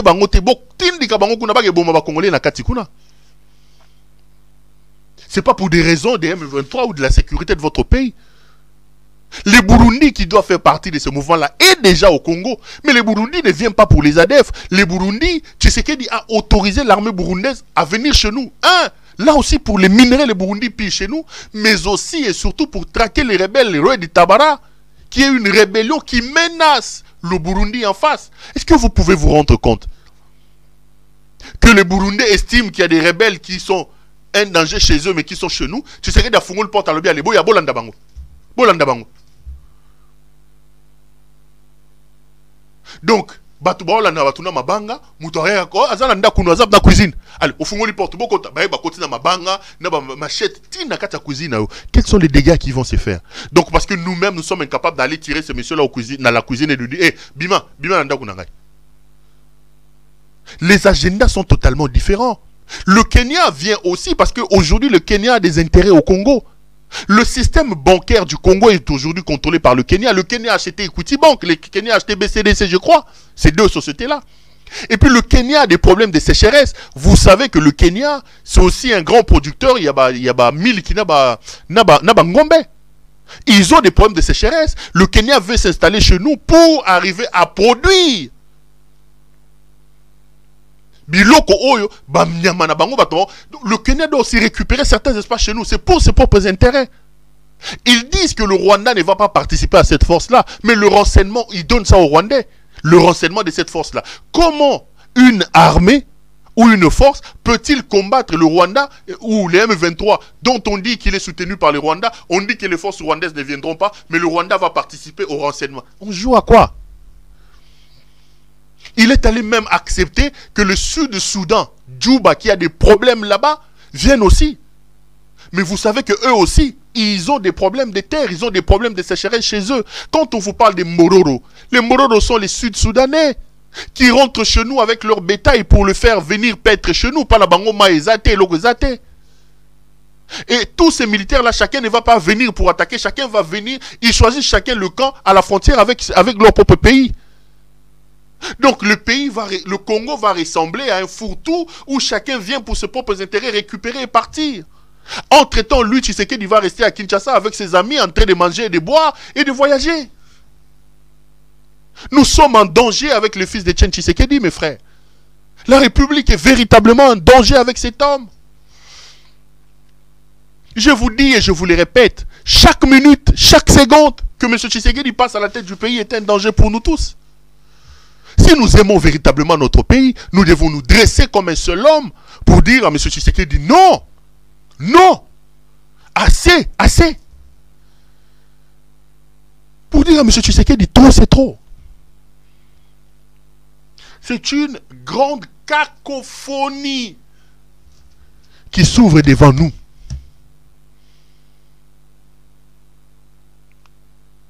C'est une grande cacophonie qui s'ouvre devant nous. Jason, combien de minutes j'ai dépassé?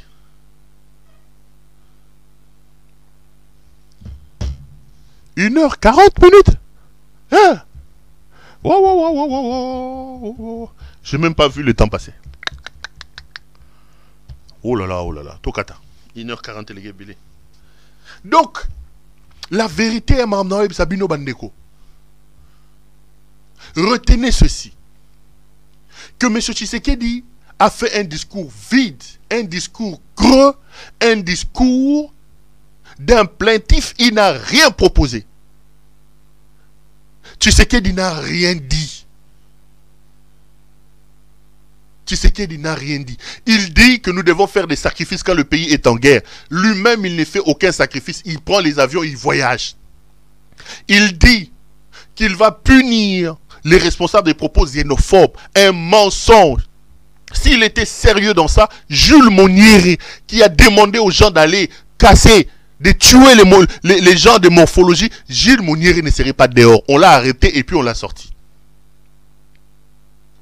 Il dit les vaillants soldats doivent défendre la République et l'intégrité. De quels vaillants soldats il parle? Lui-même, il est le premier à insulter notre armée. Il a dit que l'armée n'existait pas. Il a dit qu'il va faire entrer le Kenya. Pour lui, cette armée n'est pas une armée homogène. Il y a plusieurs groupes dans un même groupe. Il y a des généraux. De quelle armée il parle? De l'armée qu'il a insultée dans une interview sur RFI et France 24 au mois de septembre. De quoi il parle? De quoi il parle? Il ne peut pas insulter l'armée un mois après. Il vient, il dit à la même armée de pouvoir travailler. Il ne peut pas. Il parle de la diplomatie. De quelle diplomatie? À l'Angeleka. Il a échoué totalement. Et voilà son mensonge. Il dit qu'il y avait deux options. L'option diplomatique et l'option militaire. L'option diplomatique, lui-même, il fait l'État. Il dit que ça a échoué, ça n'a apporté aucune solution. Mais si l'option diplomatique a apporté aucune solution, alors activez l'option militaire.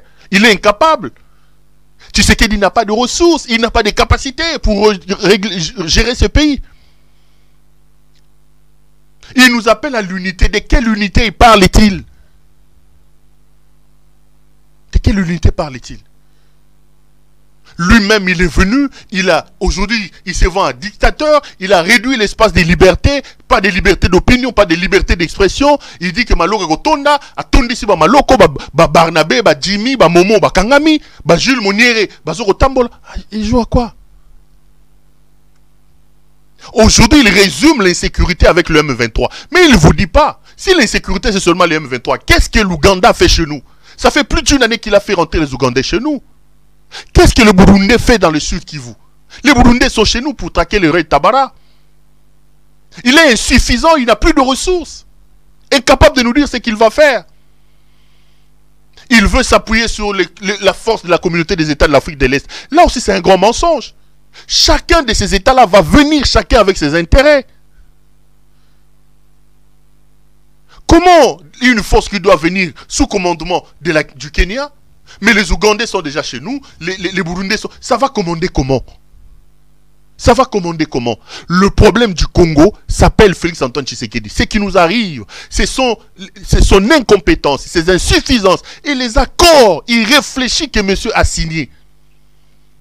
Il a signé les accords avec le M23. Il les a reçus au mois de juillet 2020. Il leur a donné des villas à la Gombe là-bas. Ils ont signé des accords. Il a accepté de les intégrer dans l'armée. Il a dit qu'un bataillon sera formé avec les éléments du M23, les éléments du général Mounene et ses éléments à lui. Et aujourd'hui, il est bloqué parce que les Congolais n'accepteront pas ça. Nous payons, nous, compatriotes, nous, Congolais, nous payons les actes inappropriés, irréfléchis que notre président a posés. Congolais, nous devons nous lever, nous devons nous dresser contre le fils de Maman Marthe. Aussi longtemps que Félix sera là, moi, Maman Marthe, à créer les problème. Si nous aimons notre pays, nous devons dire, M. Tshisekedi, assez, allez, out. Ceux qui trouvent ça la montée, nous n'aurons que nos yeux pour pleurer. Allez, c'était un grand plaisir de vous présenter cette émission. Merci à vous de nous avoir suivis. Restez branchés sur nos programmes. À demain. Bonsoir chez vous.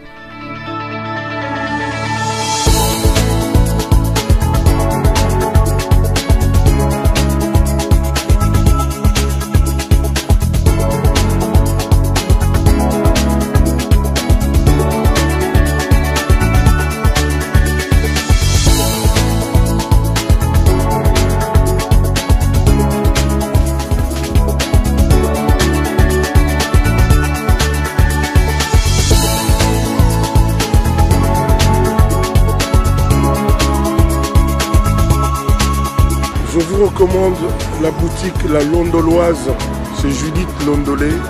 Si vous voulez être classe, chic, être habillé, être admiré. Parole de Mopao Mokonzi.